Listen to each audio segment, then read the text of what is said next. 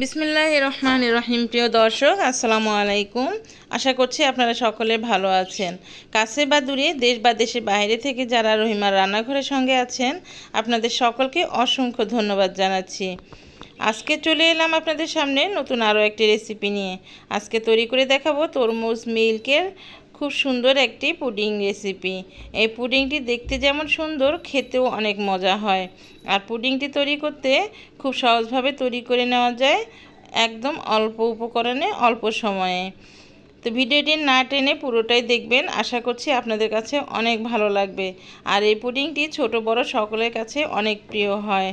তো এই পুডিংটি তৈরি করার জন্য আমি একটা তরমুজে 4 ভাগের 1 ভাগ নিয়েছি। আপনারা কতটুকু পুডিং বানাবেন সেটা বুঝে শুনে তরমুজের পরিমাণটা নিয়ে নেবেন। এরপরে তরমুজ থেকে আমি খোসা ছাড়িয়ে ছোট ছোট টুকরো করে কেটে নিচ্ছি। তো ফ্রেন্ডস, এখনও যারা ভিডিওতে লাইক দিতে ভুলে গিয়েছেন, আপনাদের কাছে ছোট্ট একটি রিকোয়েস্ট থাকবে, ভিডিওতে একটা লাইক দিয়ে ভিডিও কন্টিনিউ করবেন। আর ভিডিওটি না টেনে পুরোটাই দেখবেন, অনুরোধ রইল। এখন আমি তরমুজের টুকরোগুলো থেকে বিচিগুলো বের করে নিচ্ছি। এখন আমি এই কেটে রাখা তরমুজগুলো একটা ব্লেন্ডারে করে ভালোভাবে পেস্ট করে নিচ্ছি। আপনারা চাইলে কিন্তু এগুলো স্ট্রেনারে চেপে চেপে এর রসটা বের করে নিতে পারেন। তো দেখুন, আমি এই তরমুজগুলো ব্লেন্ডারে করে এর রসটা বের করে নিয়েছি। এখন স্ট্রেনারে করে আমি এই রসটা ছেঁকে এর পিউরিটা বের করে নেব। এই পিউরিটা না ছেঁকে কিন্তু পুডিংটা তৈরি করতে যাবেন না, তাহলে পুডিংটা কখনোই ভালো হবে না। তো দেখুন, ছেঁকে নেওয়ার পরে এই পিউরি থেকে কতটা আবরণ বের হয়ে এসছে। তো দেখুন, আমি কিন্তু তরমুজের পিউরিটা পেয়ে গেলাম। এখন এর মধ্যে দিয়ে দিচ্ছি 1 কাপ চিনি। আমি এখানে 1 কাপ চিনি দিয়েছি, আপনারা আপনাদের মিষ্টির স্বাদ অনুযায়ী দিয়ে দিবেন। আর তরমুজটা কতটা মিষ্টি আছে সেটা বুঝে শুনে চিনিটা দিয়ে দিবেন। এরপরে দিয়ে দিচ্ছি এখানে 1.5 চামচ কর্নফ্লাওয়ার, আর দিয়ে দিচ্ছি 1.5 চামচ আগার আগার পাউডার।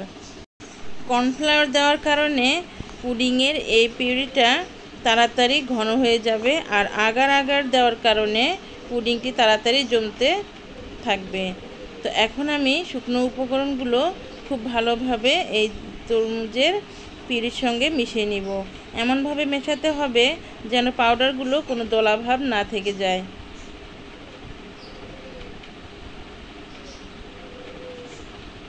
ভালোভাবে মেশানো হয়ে গেলে এখানে দিয়ে দিচ্ছি আমি সামান্য একটু রেড ফুড কালার দিয়ে দিলাম। রেড ফুড কালারটা কিন্তু সম্পূর্ণ অপশনাল, আমি একটা সুন্দর কালার চেয়েছিলাম এই জন্য দিয়েছি। আপনাদের কাছে যদি এই রেড ফুড কালার না থাকে, না দিলেও চলবে, কোনো সমস্যা নেই।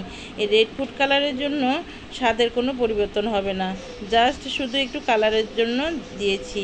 আর তরমুজ তো লাল, এমনিতেই এই পুডিংটি লাল হয়ে যাবে। তো দেখুন, আমি চুলা হাই হিটে রেখে এই পিউরিটা জাল করে নিয়েছি।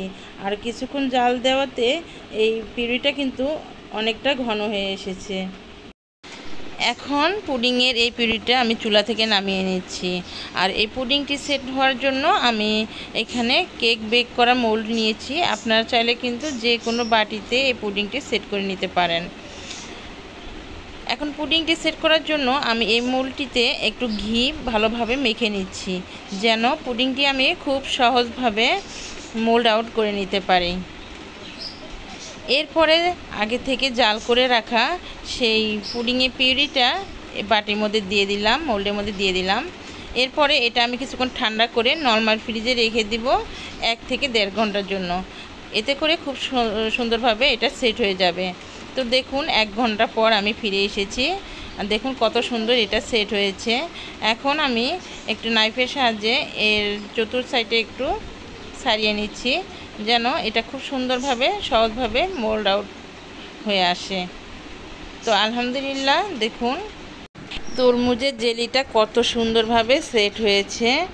এখন আমি একটা নাইফ দিয়ে একটু লম্বি করে ডিজাইন করে নিচ্ছি। আপনারা চাইলে কিন্তু যে কোনোভাবে এই জেলিটা ডিজাইন করে নিতে পারেন।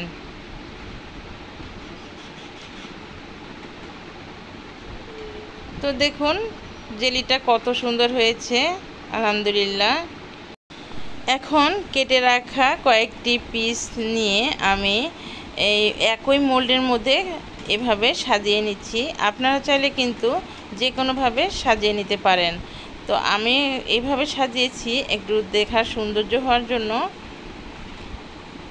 আর বাকি যে পিসগুলো ছিল সেই পিসগুলো ছোট ছোট করে কেটে নিয়ে আমি অন্য আরেকটি বাটিতে রেখে এক সাইডে রেখে দিচ্ছি। এবার চুলায় আরও একটি কড়াই বসিয়ে দিলাম আর দিয়ে দিচ্ছি 3 পোয়া দুধ দিয়ে দিলাম।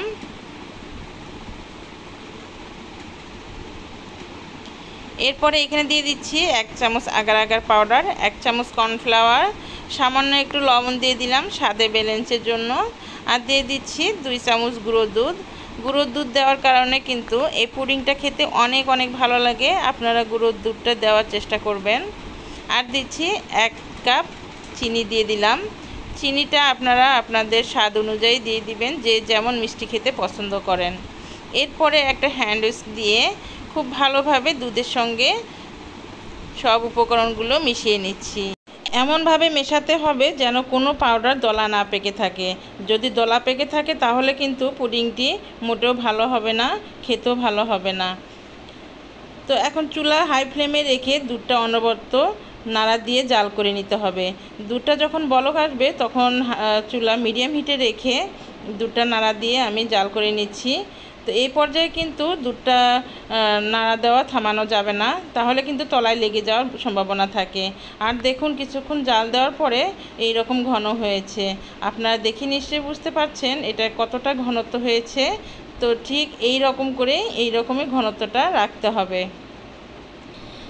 এবার আমি যে আগে তরমুজের জেলিটা তৈরি করে রেখেছিলাম সেই জেলির মধ্যে এখন আমি এই দুধটা অর্ধেকটা ঢেলে দিচ্ছি, আর বাকি অর্ধেকটা অন্য বাটি তরমুজের জেলির মধ্যে দিয়ে দিচ্ছি।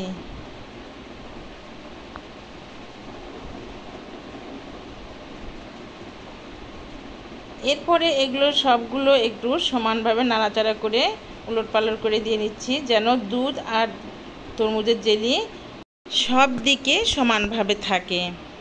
এরপরে এগুলো আমি একটু ঠান্ডা করে নিব। ঠান্ডা করে নর্মাল ফ্রিজে রেখে দিব 2 থেকে 3 ঘন্টার জন্য। আপনারা চাইলে কিন্তু এগুলো রুম টেম্পারেচারে রেখে দিতে পারেন, এতে করে জমতে একটু সময় লাগে, তবে জমে যাবে। আর ফ্রিজে রেখে দিলে এটা তাড়াতাড়ি জমে যায়, আর ঠান্ডা ঠান্ডা খেতেও কিন্তু অনেক বেশি ভালো লাগে। আর দেখুন আমি 2 ঘন্টা পর ফিরে এসেছি। তো মাশাআল্লাহ কত সুন্দরভাবে সেট হয়েছে। এখন আমি আপনাদের মোল্ড আউট করে দেখিয়ে দিচ্ছি যে এটা কতটা সুন্দর হয়েছে দেখতে। মাশাআল্লাহ দেখতে অনেক সুন্দর হয়েছে, খেতেও কিন্তু অনেক অনেক মজা লেগেছিল। তো আমি আশা করব আপনারা বাসায় অবশ্যই ট্রাই করবেন, দেখবেন আপনাদের কাছেও অনেক অনেক ভালো লাগবে। আর বাচ্চারা এই পুডিংটা এত মজা করে খেয়েছে আমার বাচ্চারা, যে আমি তখন বুঝেছি যে বাচ্চাদেরও এই পুডিংটি অনেক পছন্দর। আর বাসায় যদি কোনো মেহমান আসে তাহলে কিন্তু এই রেসিপিটি তৈরি করে খাওয়াতে পারেন, তাহলে সে কিন্তু আপনার প্রশংসা করবেই করবে। আপনার কাছে রেসিপি চাইবে, বলবে যে তরমুজের এত সুন্দর একটি ডেজার্ট কিভাবে তৈরি করেছেন। দেখুন আমি আপনাদের কেটে দেখিয়ে দিচ্ছি এটা কতটা পারফেক্ট হয়েছে, মাশাআল্লাহ। আর খেতে অনেক অনেক মজা হয়েছিল। তো ফ্রেন্ডস আমার রেসিপিটি কেমন লেগেছে তা কমেন্ট করে জানাবেন, লাইক দিয়ে দিবেন, আর বেশি বেশি করে শেয়ার করবেন ফ্রেন্ডস এবং ফ্যামিলি মেম্বারের সঙ্গে। তো দেখুন এই পুডিংটার ডিজাইনটাও কিন্তু অনেক সুন্দর হয়েছিল, মাশাআল্লাহ। আপনারা যে কোনো ডিজাইনে এই পুডিংটা তৈরি করে নিতে পারেন।